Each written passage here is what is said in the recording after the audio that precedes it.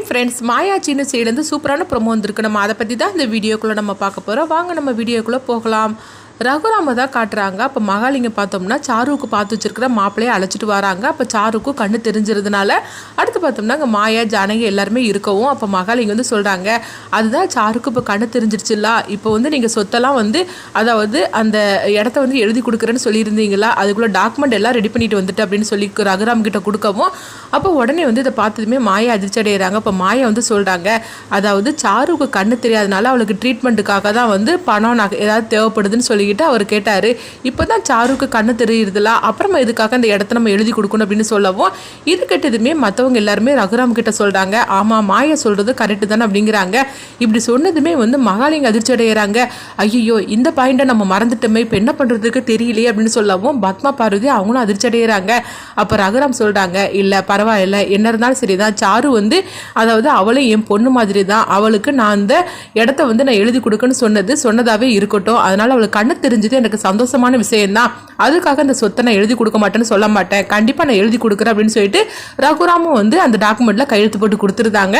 இதை கொஞ்சமே எதிர்பார்க்காத மாயா வந்து அதிர்ச்சி அடைகிறாங்க. அப்போ ஜானகி சொல்றாங்க, என்ன மாயா இந்த மாதிரிக்கு உங்க பெரியப்பா முடிவு எடுத்துட்டாரு அப்படிங்கும் போது, ஆமா பெரியப்பா கொடுக்க மாட்டாருன்னு நினைச்சேன், ஆனா கையெழுத்து போட்டு கொடுத்துட்டாரு, இப்போ என்ன பண்றதுக்கு அப்படிங்கவும் மாயா வந்து பார்த்தோம்னா சாருக்காக பார்த்து வச்சிருக்காங்களா மாப்பிள்ள, அவங்க கிட்ட கண்ணை காட்டுறாங்க. அப்போ அவங்க வந்து பார்த்தோம்னா எனக்கு சாருவே சொத்தா கிடைக்க வச்சிருக்கும் போது எனக்கு எதுக்கு இந்த சொத்து அப்படின்னு சொல்லிட்டு மகாலிங்கத்துக்கிட்ட அந்த பத்திரத்தை வாங்கி அவங்க கிழிச்சு போட்டிருந்தாங்க. இதை கொஞ்சமா எதிர்பார்க்காத மகாலிங்கம், பத்மா, பார்வதி, சாரு இவங்க எல்லாருமே அதிர்ச்சி அடைகிறாங்க. இப்போ ஜானகி வந்து சொல்றாங்க, என்ன சாரு இந்த மாதிரி நடந்து போச்சு அப்படிங்கும் போது பாருங்க பெரியமா அப்படிங்கிறாங்க.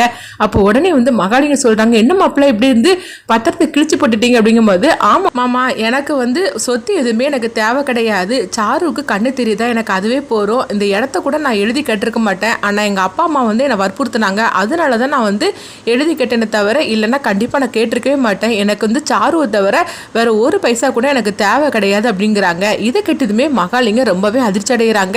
இவன் என்னது, இவன் வந்து நம்ம ஏற்பாடு பண்ண மாப்பிள்ள தானே, ரொம்ப நல்லவங்க கணக்கு அவன் பேசிட்டு இருக்கிறான் அப்படின்னு பத்மா பார்வதி அவங்களும் நினைக்கிறாங்க. அப்புறம் ரகுராம் சொல்றாங்க, உண்மையிலேயே சாரு நீ ரொம்பவே கொடுத்து வச்சிருக்கிற இந்த மாதிரி ஒரு மாப்பிள்ள கிடைக்கிறதுக்கு, தம்பி நீங்க வந்து இப்படி எல்லாம் இருப்பீங்கன்னு சொல்லி நான் கொஞ்சம் கூட எதிர்பார்க்கவே இல்லை, சாரு ரொம்பவே கொடுத்து வச்சிருக்கா அப்படின்னு ரகுராம் வந்து ரொம்பவே பெருமையா பேசிட்டு போகவும் அடுத்ததா பார்த்தோம்னா வந்து அந்த மாப்பிள்ளைய தனியா அழைச்சிக்கிட்டு போறாங்க மகாலிங்கம், பத்மா, பார்வதி. எதுக்காக இந்த மாதிரி அந்த பத்திரத்தை கிழிச்சு போட்டு அப்படின்னு சொல்லி கேட்கவும் அதுக்கு முன்னாடியே மாப்பிள்ளையிட்ட வந்து மாயா வந்து ஃபோன் பண்ணி பேசியிருந்தாங்க, கண்டிப்பாக வந்து இந்த பத்திரத்தை நீ கிழிச்சு போட்டனால அந்த மகாலிங்கம் எங்கள் அத்தை அவங்க எல்லாம் சும்மா இருக்க மாட்டாங்க, உங்ககிட்ட வந்து கேள்விக்கு மேலே கேள்வி கேட்பாங்க, அதனால நீ இந்த மாதிரிக்கு பதிலை சொல்லிடு அப்படின்னு ஏற்கனவே மாயா வந்து சொல்லி வச்சுட்டாங்க. அடுத்து பார்த்தோம்னா அந்த மாப்பிள்ளைகிட்ட வந்து அவங்க மகாலிங்கம், பத்மா, பார்வதி எல்லாருமே கேட்டு பயங்கரமாக திட்ட ஆரம்பிச்சிருந்தாங்க. உனக்கு எவ்வளோ தைரியம் இருந்தால் எங்கள் அண்ணன் வந்து சொத்தை எழுதி கொடுத்தாரு, அந்த பேப்பரை போய் நீ கிழிச்சிருப்ப அப்படின்னு சொல்லவும் உடனே வந்து அவங்க மகாலிங்கம் பயங்கரமாக திட்ட ஆரம்பிச்சிருந்தாங்க.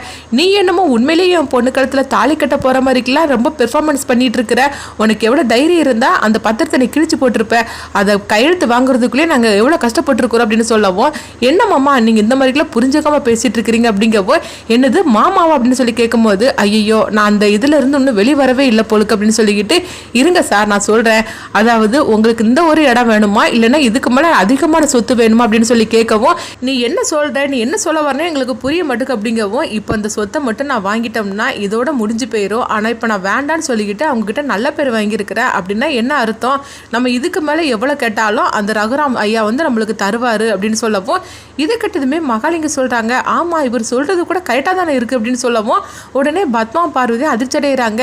என்ன பேசிகிட்டு இருக்கிற அப்படிங்கும்போது, ஆமாம் மேடம் உங்களுக்காக தான் நான் இந்த மாதிரிலாம் நடிச்சிட்டு இருக்கிறேன், உங்களுக்கு இதுக்கு மேலே அதிகமான சொத்து வாங்கி தாரா அவர்கிட்ட இருந்து அப்படின்னு சொல்லவும் இது கெட்டதுமே அவங்க சொல்கிறாங்க, ஆமாம் இவன் சொல்கிறது கூட கரெக்டாக தான் இருக்குது, இப்போ அண்ணன் மனசில் இவன் ஒரு நல்ல இடத்த பிடிச்சிட்டான், அதனால இவன் என்ன சொன்னாலும் சரிதான் அண்ணன் கேட்டு நடப்பாரு, அதனால இது கூட நல்லா தான் இருக்குது, இது எங்களுக்கு தெரியாம போச்சுதே, நான் கூட கொஞ்ச நேரத்தில் உன்னை தப்பா புரிஞ்சுக்கிட்டேன்னு அப்படின்னு மகாலிங்கமும் பத்மா, பார்வதி சொல்லவும், சரி நீ வந்து சொன்ன ஐடியா எங்களுக்கு ரொம்பவே நல்லா பிடிச்சிருந்தது, அதனால இதை வச்சு நம்ம பெருசாக ஏதாவது பண்ணிட வேண்டியது அப்படின்னு சொல்லவும் உடனே வந்து அந்த மாப்பிள்ளை வந்து நினைக்கிறாங்க, மாயா இவங்களை நல்லா நீ புரிஞ்சுக்கிட்டு சரியாக தான் வந்து திட்டம் போட்டு கொடுத்துருக்குற, பாரு இவங்க எப்படிலாம் வந்து யோசிக்கிறாங்க அப்படின்னு சொல்லிட்டு அவங்க போகிறாங்க.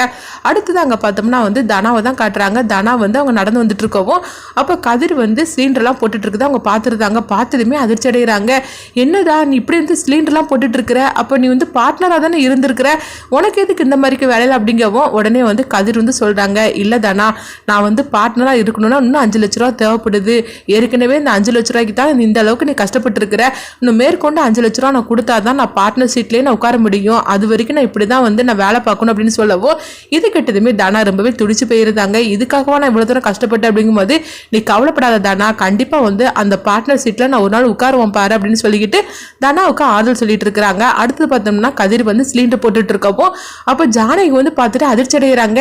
என்னது வீடு வீடா கொண்டுட்டு போய் கதிர் வந்து சிலிண்டர் போட்டுட்டு இருக்கிறான், இவன் எப்படி இருந்தாலும் முதலாளியாக தானே உட்காரணும், இவன் எதுக்காக இந்த மாதிரி வேலை பார்த்துட்டு இருக்கிறா அப்படின்னு சொல்லிட்டு அவங்க நினச்சிட்டு இருக்கவும் அப்போ இன்னொருத்தவங்க வந்து சிலிண்டர் போட்டுட்டு இருக்கிறாங்க. அப்போ அவங்க கிட்ட வந்து அவங்க கேட்குறாங்க, ஜானகி எதுக்காக வந்து கதிர் வந்து வீடு விடா சிலிண்டர் போட்டுட்டு இருக்கிறான், அவன் அதில் வந்து முதலாளி தானே அப்படின்னு சொல்லவும், இல்லைங்க அவர் பார்ட்னராக தானே இருக்கிறாரு, அவர் பார்ட்னராக இருக்கணும்னா இன்னும் மேற்கொண்டு 5 லட்ச ரூபா கொடுக்கணும், அப்போ தான் அவர் வந்து முதலாளியாக ஆக முடியும் அப்படிங்கவும் இது கேட்டதுமே வந்து ஜானகி அதிர்ச்சி அடைகிறாங்க. உடனே ஜானகி வந்து இந்த விஷயத்த மாயா கிட்ட சொல்கிறாங்க, இதுக்கு மேலேயும் வந்து கதிரும் தானாவும் கஷ்டப்படக்கூடாது, அவனை முதலாளியாக பார்க்கணும்னு சொல்லிட்டு தானே தானா இந்த அளவுக்கு எல்லாம் முயற்சி பண்ணுனா, ஆனால் இப்படி நடந்து போச்சு அப்படின்னு சொல்லிட்டு கதிர்கிட்டையும் தானாகிட்டையும் ஜானகியும் மாயா வந்து கேட்கறதுக்காக வரும்போது அப்போ கதிர் சொல்கிறாங்க, ஆமாத்த மேற்கொண்டு 5 லட்ச ரூபா பணம் கொடுத்தாதான் நான் முதலாளி சீட்டில் நான் இருக்க முடியும் அப்படிங்கவும், என்னடா இந்த மாதிரிக்கு நடந்து போச்சுது பாரு, நானே உனக்காக 5 லட்ச ரூபா ரெடி பண்ணி தரேன் அப்படிங்கும்போது அதெல்லாம் ஒன்றும் வேண்டாம் அப்படின்னு தானா சொல்லியிருந்தாங்க.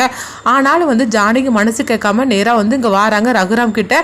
அப்போ ரகுராம் கிட்ட இந்த விஷயத்தை பற்றி நம்ம கேட்கலாமான்னு சொல்லி நினைக்கும் போது இல்லை கண்டிப்பாக அவர் சம்மதிக்க மாட்டார் அப்படின்னு சொல்லிட்டு ஜானகி பார்த்தோம்னா ரகுராமுக்கு தெரியாம அவங்க நகை எல்லாத்தையும் எடுத்துட்டு போறாங்க.